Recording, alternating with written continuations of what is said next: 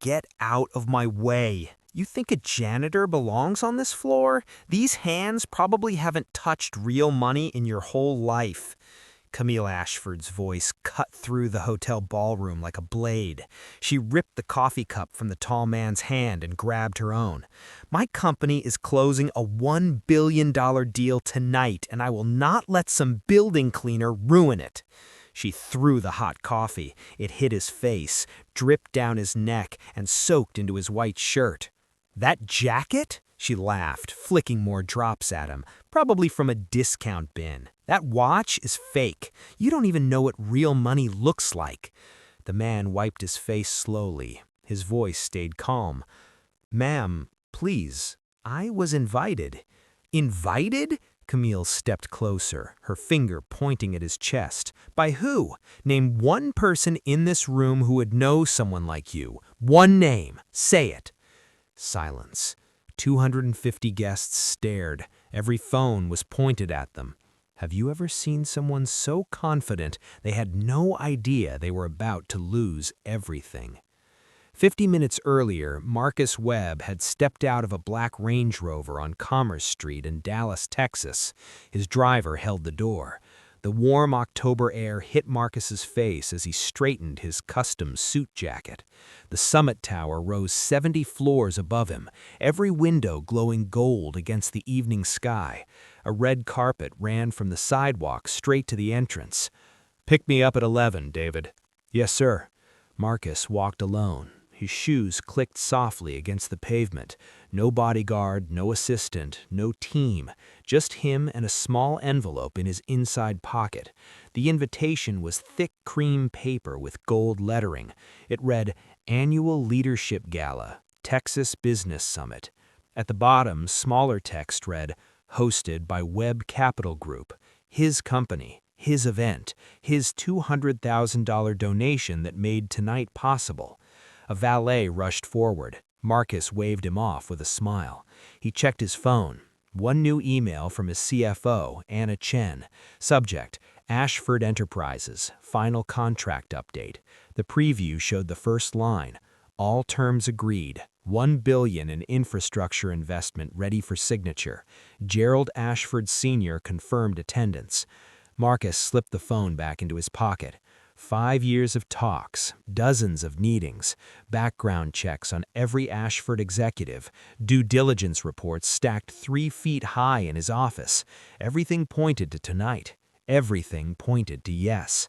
He walked through the glass doors into a marble lobby. Crystal lights hung from a painted ceiling. A piano played softly near the elevators. The music bounced off the stone walls. "Good evening, sir." The woman at the registration desk smiled. Her badge read Sandra Park, event coordinator. Marcus Webb. Sandra's fingers moved quickly across her tablet. Her eyes lifted slightly. "Mr. Webb, of course, you're our primary sponsor tonight. Just here to support a good cause. The Children's Foundation thanks you." She handed him a program. "The main ballroom is on the 65th floor. Welcome." Marcus took the elevator alone. Soft music played through hidden speakers. His reflection looked back from the polished doors. 44 years old, black and Nigerian American, first-generation college graduate, built his investment firm from nothing 18 years ago. Now he controlled $3.5 billion in assets across technology, energy, and real estate. He owned 35% of this building. The elevator opened into the ballroom. 250 guests filled the space, men in dark suits, women in gowns. Servers moved through the crowd with drinks and small plates. Everyone smiled, whispered, made deals.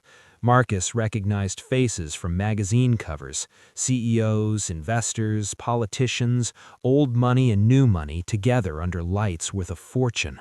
Near the bar, a woman's laugh rose above the crowd, loud, sharp. Everyone around her turned to listen. Camille Ashford. Marcus had seen her photo in the reports. 36, Vice President of Strategic Partnerships at Ashford Enterprises, daughter-in-law of the founder. Known for closing deals and creating problems in equal measure. She wore a white gown that probably cost $40,000, diamonds at her neck, wrists, and ears. Her hair was pulled back tight. 4 people surrounded her, all nodding at everything she said. And then I told them, if your firm can't meet our standards, maybe find a company that values image over everything else. They laughed.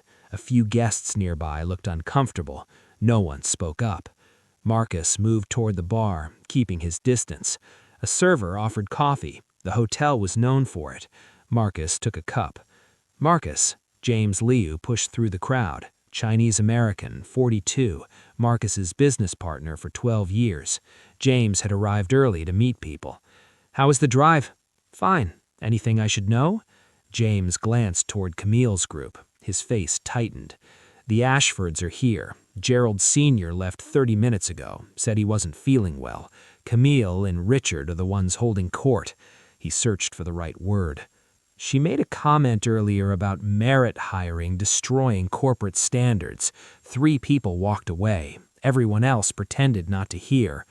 Marcus nodded slowly. He had read the reports. 11 former Ashford employees had filed complaints. 6 had mentioned Camille specifically. Every complaint disappeared before reaching HR. The company needed his money. $1 billion in infrastructure investment to grow their infrastructure division. Without it, bankruptcy in 15 months. That gave him power, enough power to demand real change. "Let's give it an hour, then we can—" "Excuse me." A hand reached past him and grabbed his coffee cup. Marcus turned. Camille Ashford stood there. Her smile did not reach her eyes. "I don't think you're supposed to have that." Marcus looked at Camille's hand on his cup. Her nails were painted deep red. A diamond ring caught the light. "I'm sorry?" "The coffee." Camille's smile stayed frozen. "It's for guests, not cleaning staff." James stepped forward. "Camille, this is—" She raised one hand. "James, I'm handling this. You can go back to talking with people who actually matter." Her friends moved closer. A man in his mid-40s with a strong build and an expensive watch, Richard Ashford, Camille's husband, CFO of Ashford Enterprises. A woman with sharp cheekbones, Lauren Mills, PR director, always close to Camille. 2 others Marcus didn't recognize. "Ma'am, I think there's been a mistake," Marcus said quietly. "I'm a guest here." Camille laughed. The sound was cold. "A guest? Really? And exactly who invited you?" "The same organization that invited everyone here. Name them." Marcus stayed quiet. He could end this in 5 words. He could pull out his invitation. He could call Sandra over. He could make Camille understand exactly who she was speaking to. But something stopped him. Maybe curiosity. Maybe he wanted to see how far she would actually go.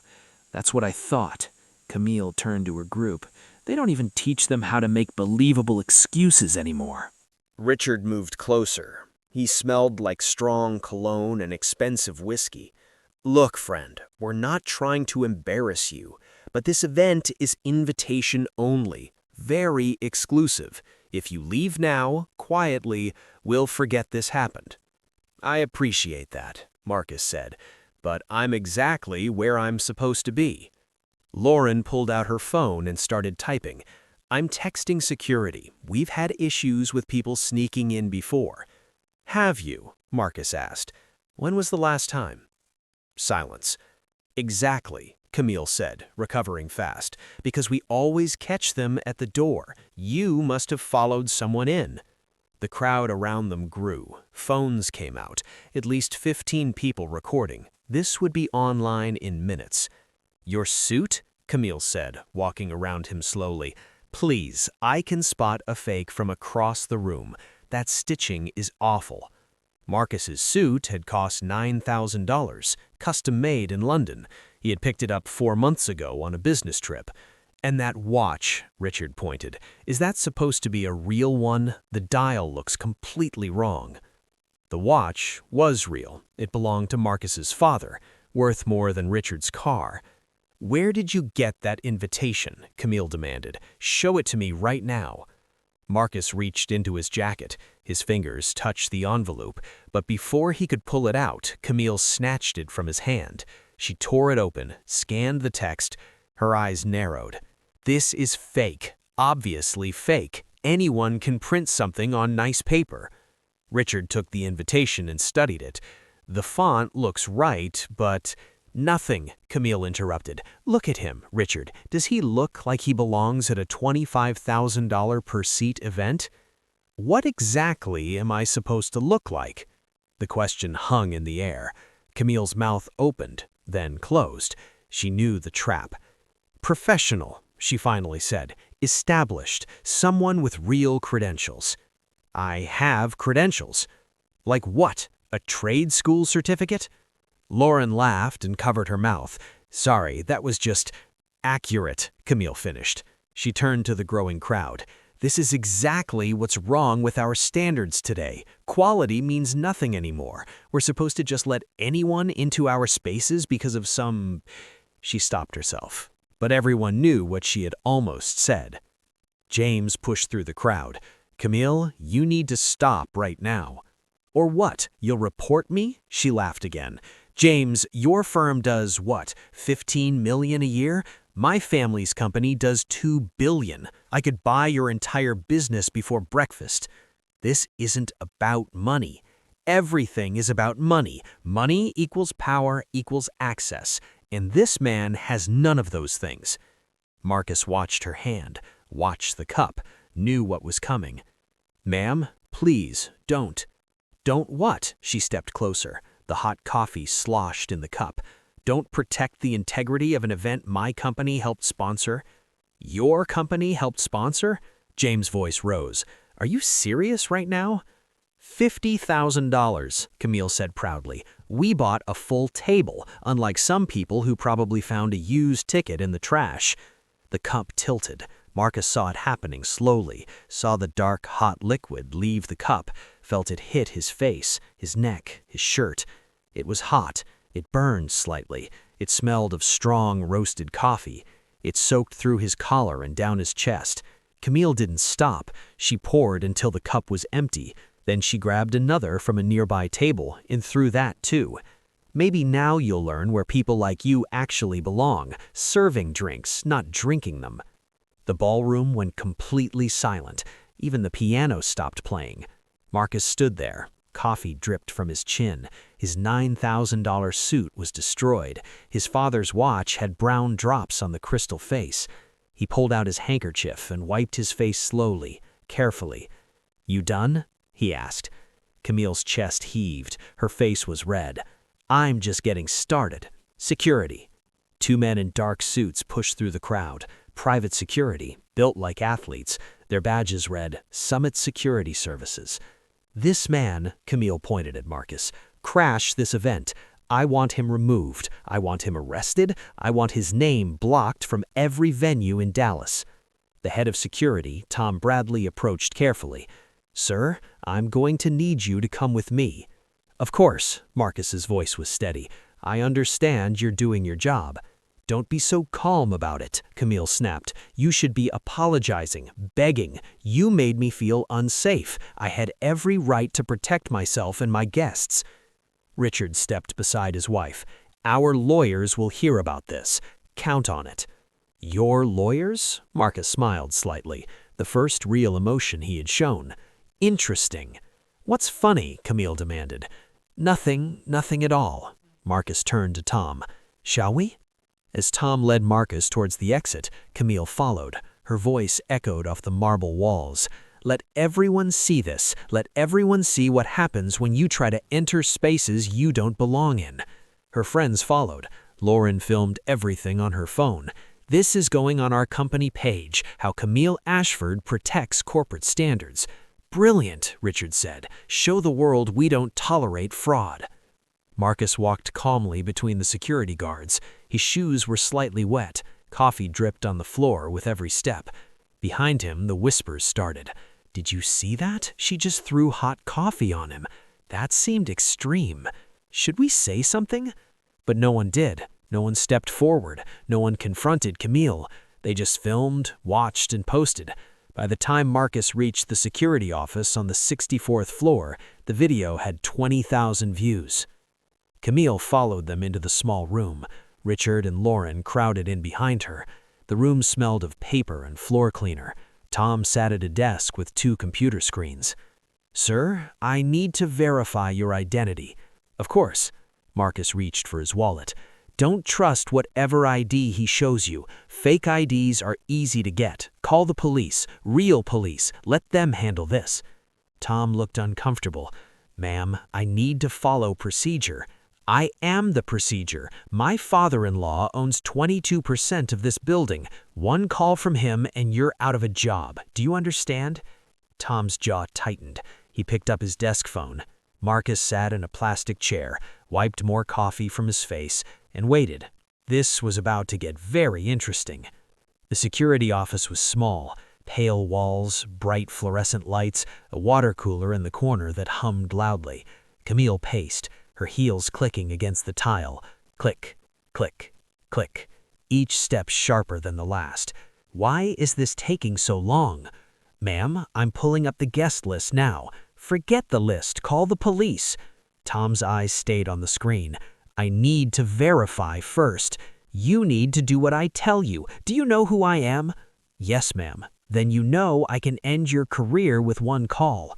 Richard stood by the door with his arms crossed. Lauren was on her phone, probably posting updates. Marcus sat against the wall, completely calm, almost relaxed. "Found it," Tom said quietly. "Found what?" Camille snapped. "His name on the VIP list." Tom's finger moved across the screen. Marcus Webb Capital Group, Table 1, primary sponsor. Silence. Heavy. Crushing. Then Camille laughed, sharp and ugly.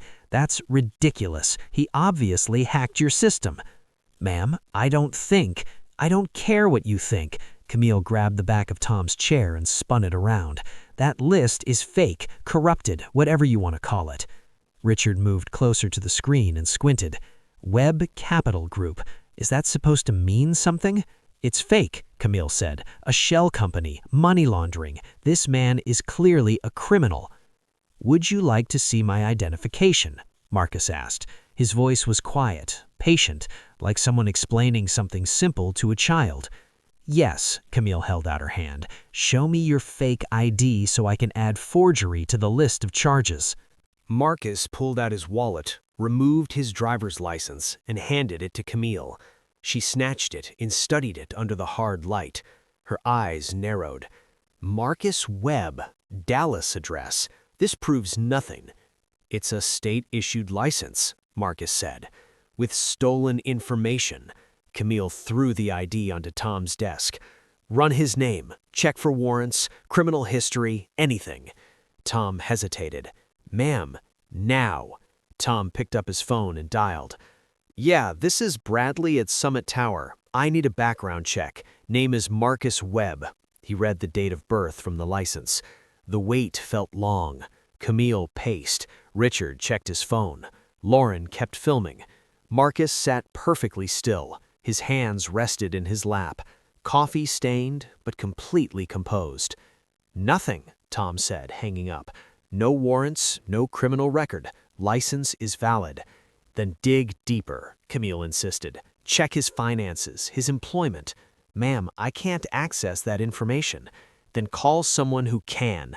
Camille's voice cracked. "This man crashed a private event, assaulted guests."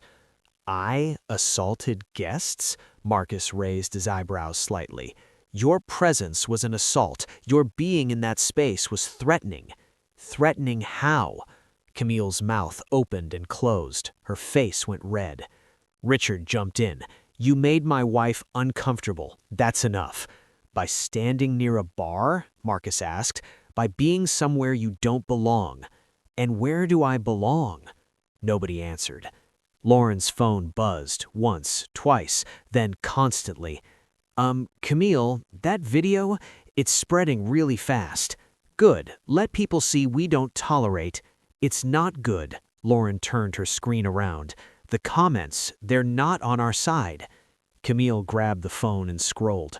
Her face went from red to white. Someone had written, "Clear racism. She threw hot coffee on him for no reason. Who is this woman? Someone find her employer." The way she said, "people like you," made my stomach turn. Camille threw the phone back. "Those people don't matter. They're nobodies." It's a 250,000 views, Lauren whispered. I don't care if it hits 2 million. She turned to Tom. Call the police. Tom's hand moved to the phone slowly. Then, wait, James Liu appeared in the doorway. Behind him stood Sandra Park, the event coordinator. Both looked worried. James, get out, Camille said. This doesn't involve you. It absolutely involves me. James held up his phone. Do you understand what you've done? Protected the standards of this event. You assaulted a guest on camera in front of 250 witnesses. Sandra stepped forward, her tablet held tight. Miss Ashford, I've confirmed Mr. Webb's identity. He is listed as our primary sponsor. His company donated $200,000 to tonight's charity. Camille laughed, high and sharp. That's impossible. It's in our records. The wire transfer arrived Thursday morning. Then your records are wrong. Ma'am, everyone, stop. Camille's voice hit the walls. I don't care about records or lists or donations. I know what I saw. This man does not belong here. Period. Based on what? James demanded. Based on my judgment, my experience, my instinct about who belongs in our world. Your world, Marcus said softly. Yes, my world, Camille turned to him. A world you could never understand, never access, never be part of, no matter how many fake companies you create or IDs you forge. Richard's phone rang. He looked at the screen. His face went pale. It's Dad. Don't answer it. It's Dad. I have to. I said don't. But Richard was already answering. Hello, Dad? We're in the middle of... He went silent, listened. His eyes widened. No, that's not... We didn't know. He said he was a... He stopped. Camille grabbed the phone. Gerald, Dad, listen. There's been a situation. An intruder at the gala. We handled it, but... She stopped. The color drained from her face. Her hand started to shake. That's not possible, she whispered. You're wrong. He's lying. He has to be lying. Marcus watched her, still calm, still patient, still waiting. Put him on speaker, Marcus said quietly. Let everyone hear. Camille's hand trembled. She looked at Richard, Lauren, Tom, James, Sandra. Then she pressed the speaker button. Gerald Ashford Sr.'s voice filled the room, rough, slow, tired. Camille, is Marcus Webb there, the man you're calling an intruder? Yes. Good, because there is no intruder. Put him on the phone now. Camille's hand extended, shaking. The phone hovered between her and Marcus. Marcus took it. Good evening, Mr. Ashford. Marcus. Gerald's voice softened. I just got a call from my head of security. He's watching a video. Says my daughter-in-law threw hot coffee on you. That's correct? God almighty. A long pause. The sound of a glass being set down. Are you hurt? My suit is ruined. My pride is intact. I am so deeply sorry. This is completely unacceptable. Camille lunged for the phone. Dad, he crashed the event. He's lying to you. Camille? Gerald's voice went cold. Stop talking. But I said stop. She stepped back, her whole body rigid. Marcus, Gerald continued, I'm coming back to the venue now. Don't go anywhere. We need to talk about tonight, about tomorrow, about everything. Tomorrow, Camille's voice broke. Yes, Camille, tomorrow, the day I was supposed to sign the biggest deal in company history with Marcus Webb, CEO of Webb Capital Group, the man you just humiliated on camera in front of half of Dallas. The phone slipped from Marcus's hand and clattered on the desk. Camille stared at him, really looked at him for the first time. No, she whispered. Yes, Marcus said simply. You're not. You can't be. I am. Richard grabbed the desk edge, his knuckles turned white. The $1 billion infrastructure deal, that's the one with you? With me. Lauren stopped recording and lowered her phone. Oh my God. Tom stood up from his desk. Sir, I am... You did your job, under pressure, no apology needed. Camille backed against the wall. Her breathing came fast and shallow. This isn't happening. This cannot be happening. It is, James said, and it gets worse. He held up his phone. The screen showed a news alert. Dallas Morning News just published. Billionaire investor humiliated at charity gala. Your name is in the headline, Camille. Turn it off. Forbes is running it too.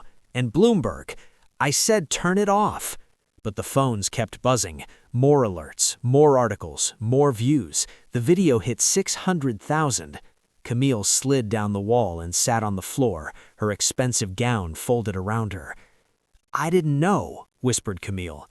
You didn't ask, Marcus said. If you just told me. I shouldn't have had to. Richard pulled out his own phone and started calling. I need our crisis PR team now. Yes, I know it's evening. I don't care. This is a disaster. Lauren was already moving toward the door. I need to take down those posts. Oh God, I need to delete everything. Too late, James said. Screenshots are everywhere. A knock on the door. Everyone froze. Sandra poked her head in. The police are here. Someone called about trespassing. Tom closed his eyes. That was me, before I knew. Send them in, Marcus said. Camille looked up from the floor. Mascara ran down her cheeks. You're pressing charges? That depends, Marcus said, on what happens in the next 5 minutes. 2 Dallas PD officers stepped into the already crowded room, and everything changed again. Officer Reyes came in first, mid-30s, calm eyes. Her partner Park followed, hand near his radio. We received a call about trespassing. Your name? Camille Ashford, VP of Strategic Partnerships at Ashford Enterprises. Reyes turned to Marcus. And you? Marcus Webb. Park typed on his phone. His eyebrows rose. Webb Capital Group? You're the CEO? Yes. Ma'am, Webb Capital is registered with the SEC, $3.5 billion in assets. Camille's face went white. That doesn't prove anything. He stole someone's identity. Park held up his phone. Ma'am, there's a video that shows you pouring hot coffee on Mr. Webb. That was self-defense. From what? Camille's mouth opened, closed. No words came. Reyes looked at Marcus. Did you threaten anyone tonight, sir? No, ma'am. Did you touch anyone? No, ma'am. Reyes turned to Camille. But you threw hot coffee on him. That's assault. He deserved it. Why? Silence. Richard stepped forward. Officers, these events have specific standards, security protocols. We can't just let anyone what? Park's voice sharpened. Richard stopped talking. Marcus's phone rang. He glanced at the screen, answered on speaker. Marcus? Gerald Ashford Sr.'s voice filled the room. Marcus, I'm in the lobby, coming up. Is Camille there? She is, sir. Good, we need to talk about what happens next. Camille grabbed Richard's arm. We need to leave now. The elevator opened. Gerald Ashford Sr. walked in. 70 years old, silver hair, expensive suit hanging loose on his frame. He looked tired and old, but his eyes burned with anger. Dad, Camille started. Gerald raised his hand, walked straight to Marcus, and extended the other hand. Mr. Webb, I am profoundly sorry. Marcus shook it. We'll discuss it. Gerald turned to Camille.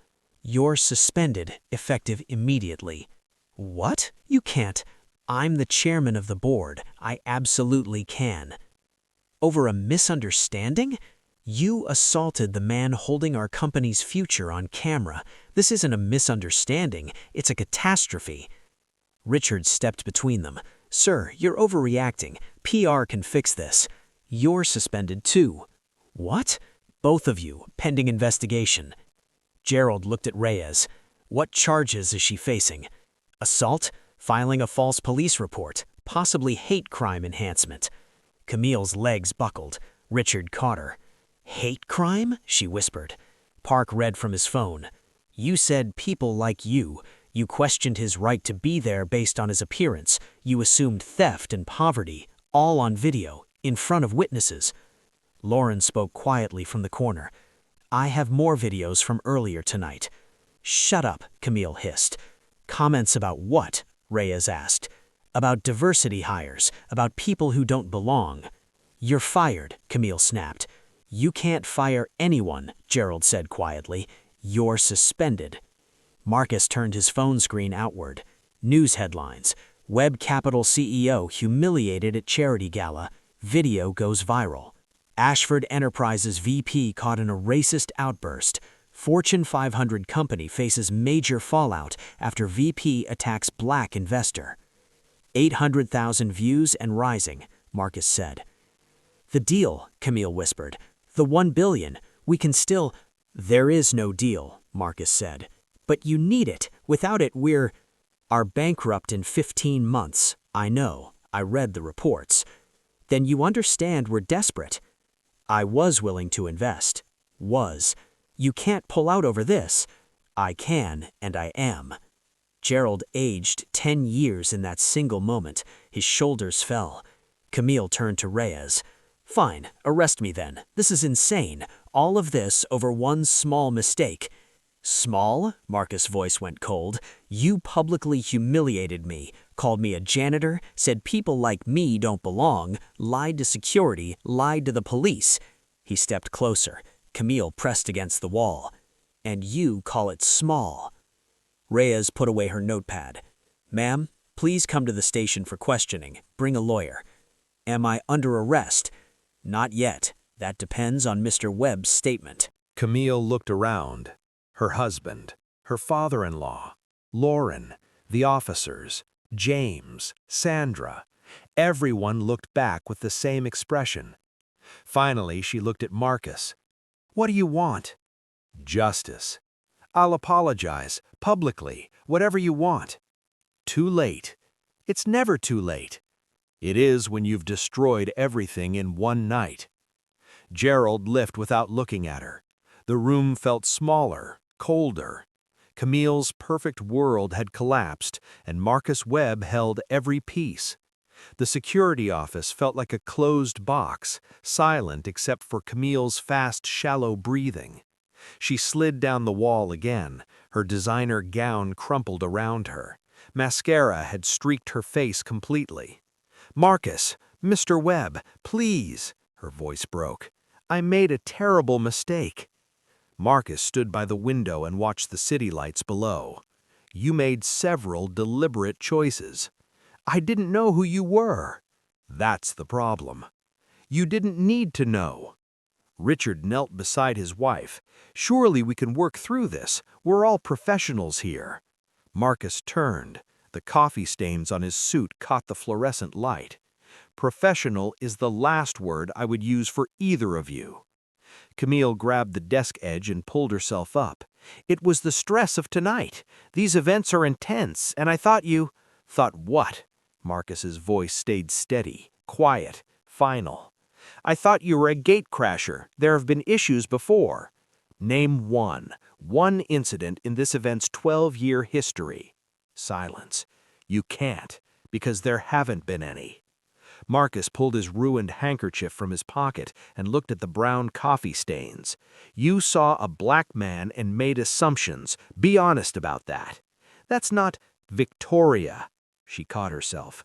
I acted to protect my family's interests. Your instinct was racism, Marcus said. Let's be clear.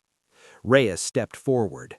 Mr. Webb, we have enough for assault charges. The videos establish clear intent. Multiple witnesses confirm the statements made. I want to press charges, full extent. No, Camille lurched forward. Please, I have children, a career. This will destroy everything. You should have thought about that before you threw hot coffee on a stranger. Richard stood up and tried to save something. What about our company? 300 employees who had nothing to do with this.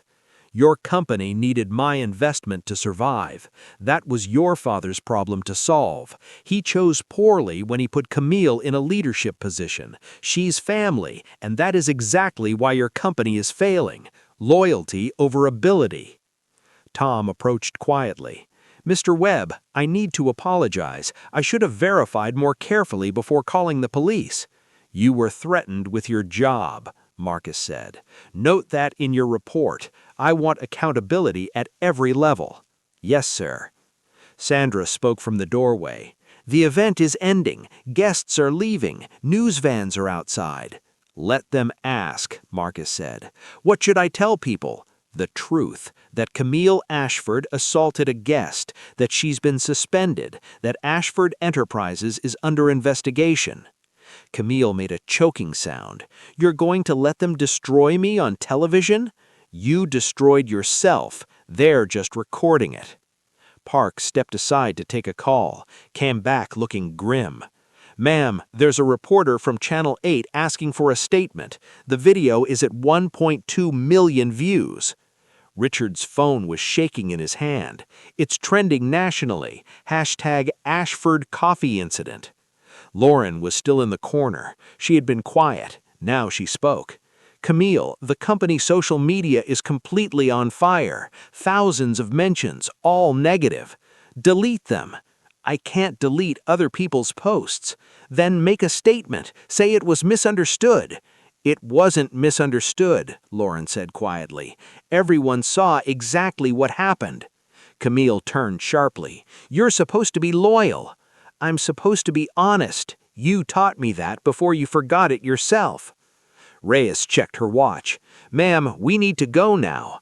Can't this wait until tomorrow? No, ma'am, now. Richard grabbed his phone. I'm calling our lawyers. Don't say a word without them. Smart advice, Park said.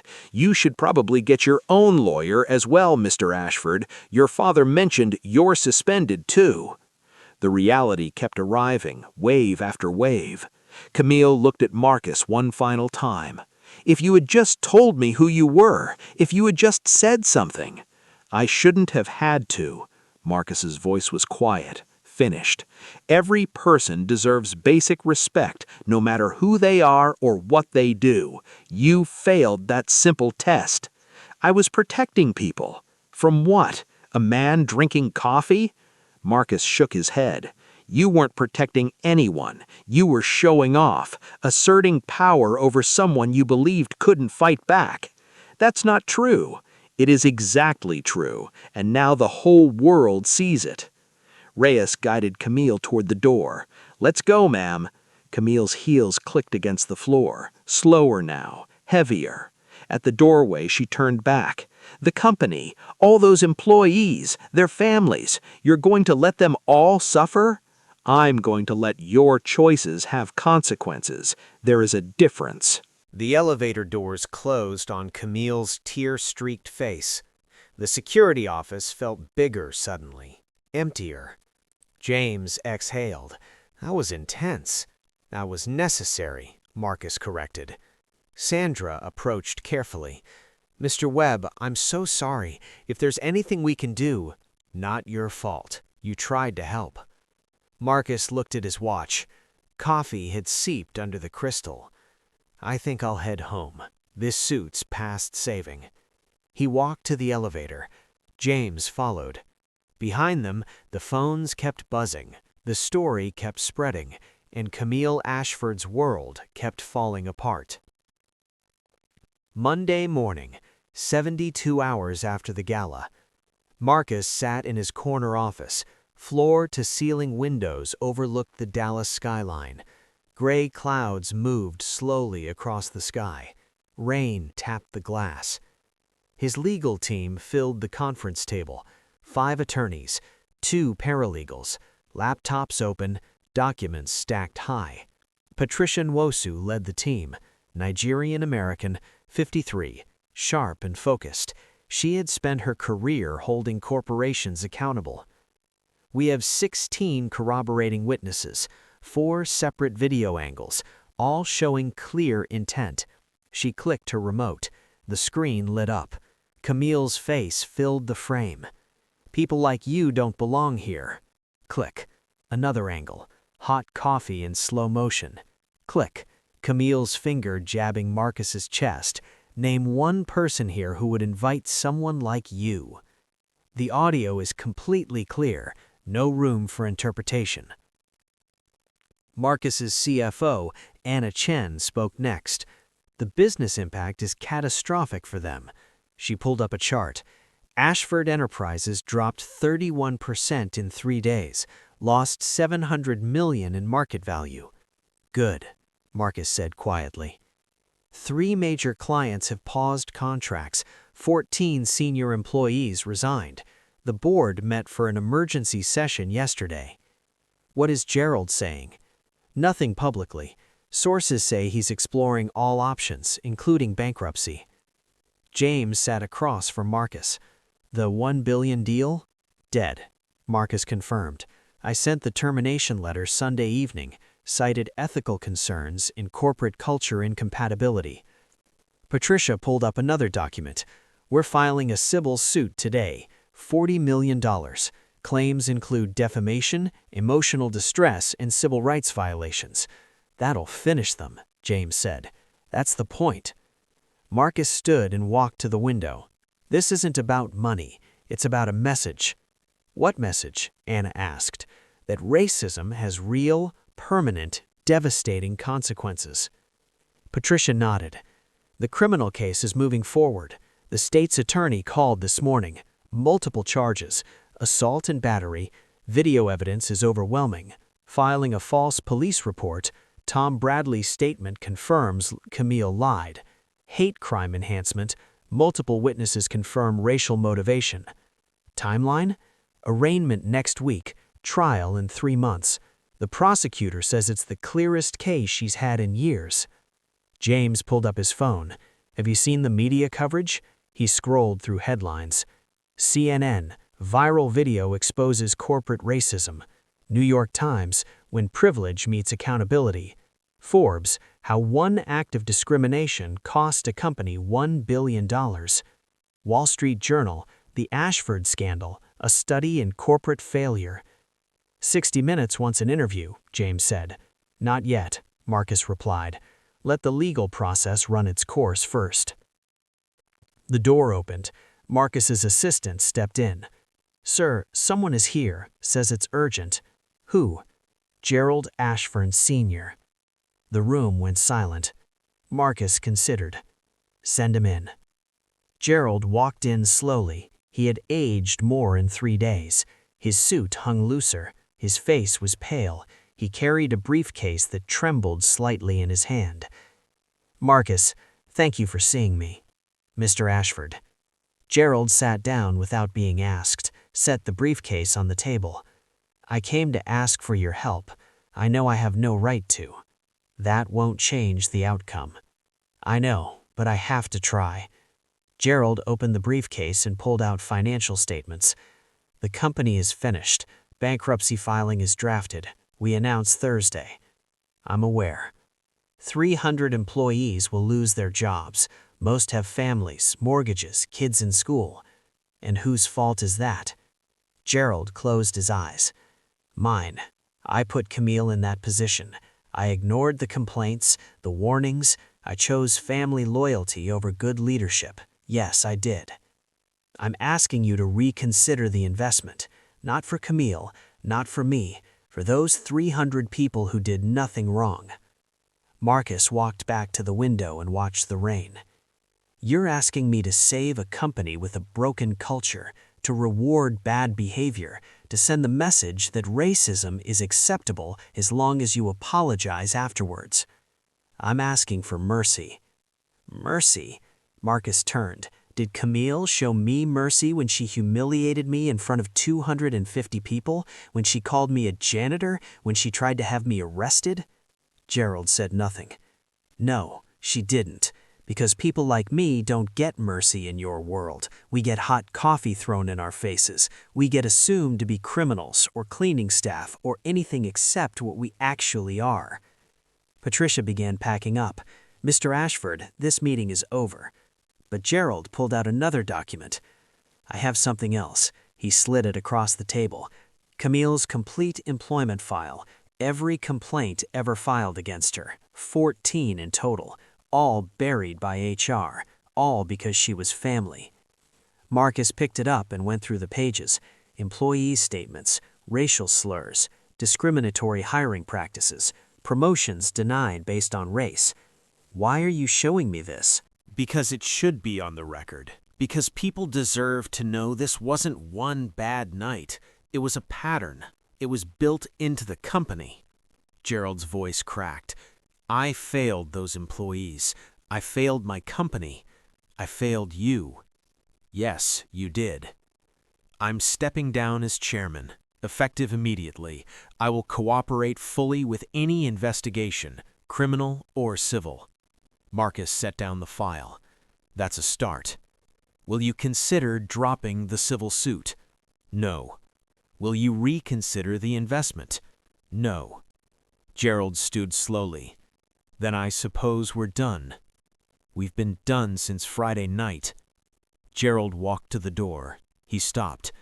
For what it's worth, I am truly sorry. Not because of the business, because of what she did to you as a person. He left. Patricia waited 30 seconds.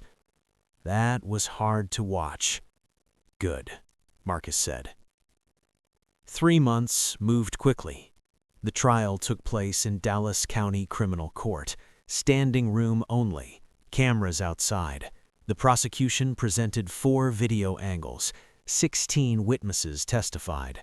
The defense tried to argue misunderstanding, cultural sensitivity, stress-related poor judgment. The jury deliberated for 7 hours. Guilty on all counts. Sentencing came 2 weeks later. Judge Clara Vega presiding. No patience for excuses. This court has reviewed extensive evidence, she said. What we have seen is not a momentary lapse. It is a pattern of behavior rooted in racial bias. Camille stood, her lawyer beside her. She had lost weight. Her hair had gone gray at the roots. The assault itself was severe, the judge continued. The racial motivation is inexcusable. The attempt to use law enforcement against an innocent man is dangerous. The courtroom held its breath. I sentence you to 20 months in county jail, 5 years probation following release, 500 hours of community service with civil rights organizations, mandatory bias training and counseling, $30,000 fine. Camille's knees buckled. Her lawyer caught her. In addition, Judge Vega said, the civil court has ruled in Mr. Webb's favor, $12 million in damages, public written apology, lifetime ban from corporate leadership positions. The gavel fell. Camille was led away in handcuffs. Richard Ashford, tried separately, received probation and fines. His financial licenses were suspended. Camille filed for divorce before the trial ended. Hartwell Enterprises declared bankruptcy 5 months after the gala. Assets sold off. 300 people lost their jobs. 68 years of company history destroyed by one act of cruelty. The message was clear. Actions have consequences, and justice eventually arrives. 6 months after the trial, Marcus's office looked different. Same windows, same view of the Dallas skyline, but new photos lined the walls. A ribbon-cutting ceremony, a legal clinic opening, a Time magazine cover, the CEO who changed corporate accountability. Marcus sat at his desk. Morning sun came through the windows. He reviewed the foundation's quarterly report, the Webb Foundation for Economic Justice, $75 million from his personal wealth, 22 civil rights attorneys, free legal help for discrimination victims, 6 months in operation, 112 cases accepted, 74 successful outcomes. People who could not fight alone now had someone fighting with them. His assistant knocked. "Sir, the 60 Minutes crew is here." "Send them in." The interview lasted 2 hours. They asked about the gala, about Camille, about the video that changed everything. "Do you regret attending that night?" Marcus considered it. "No." "What happened to you wasn't new, it was just filmed." "What's the difference?" "Most people who face discrimination don't have cameras recording, don't have resources to fight, don't have a platform to force accountability. But you did." "I did, and I had a responsibility to use it." The interviewer leaned forward. "Some people say you destroyed Camille Ashford's life over a cup of coffee." Marcus's expression hardened. Camille Ashford destroyed her own life. I simply refuse to let her destroy mine without consequences. What about the 300 Hartwell employees who lost their jobs? That's on Gerald Ashford, on the board that protected Camille for years, on a culture that allowed racism because it was convenient. You feel no guilt? I feel sad for those employees, but guilt, no. I didn't create that toxic culture. I just stopped paying for it. The crew packed up and left. Marcus returned to the window and watched the city below. His phone buzzed. Text from James. New case just came in. Black nurse fired after reporting discrimination. The hospital is trying to bury it. Sound familiar? Marcus typed back. Take it. Full resources. This was the work now. Not just venture capital, not just building wealth, making change. Corporate America had responded. 38 Fortune 500 companies revised their discrimination policies. The SEC proposed new accountability measures. Business schools taught the Ashford case as a warning. The Webb effect, they called it. Mandatory bias training became standard practice. HR complaints were taken seriously. Cameras became protection instead of invasion. 160 similar lawsuits were filed in 6 months, all citing Webb v. Ashford as the foundation. The system was changing, slowly, imperfectly, but changing. Marcus drove to South Dallas that afternoon. A new legal aid clinic was opening. Children ran around the parking lot. Parents lined up to speak with attorneys. Hope filled the air. A little girl approached, maybe 9 years old, braids tied with yellow ribbons. "Are you Mr. Webb?" "I am. My teacher showed us the video. The lady who was mean to you." Marcus knelt down. "What did you think?" "I think you were brave. You didn't yell or push, you just waited, and then you won. Waiting is hard sometimes, but you won because you were patient. I won because I knew who I was, and I trusted that the truth would come." The girl smiled and ran back to her mother. Marcus stood, cut the ribbon, cameras flashed. Later, he recorded a message for his 5 million followers. "People ask me why I fought this so hard, why I didn't just accept an apology and move on. The answer is simple." He paused. "Every day, people face exactly what I faced, without cameras, without resources, without anyone watching. This story isn't remarkable because it happened. It's remarkable because there were consequences. The real question is, how many stories like mine never get told? How many people never see justice? And what are we going to do about that?" He posted it. Within an hour, 40,000 shares, people commenting with their own stories, their own fights, their own small victories. The movement was bigger than him now. It belonged to everyone who had ever been judged, dismissed, told they didn't belong. Marcus's last thought, sitting in his office as the Dallas sun went down. Justice isn't revenge. Justice is accountability. Justice is making sure the next person doesn't face what you faced. Justice is knowing that cruelty has a price, and sometimes that price is everything. If you've experienced discrimination, document it. If you witness it, speak up. If you have power, use it. One question to leave you with. What would you have done if you were in that room?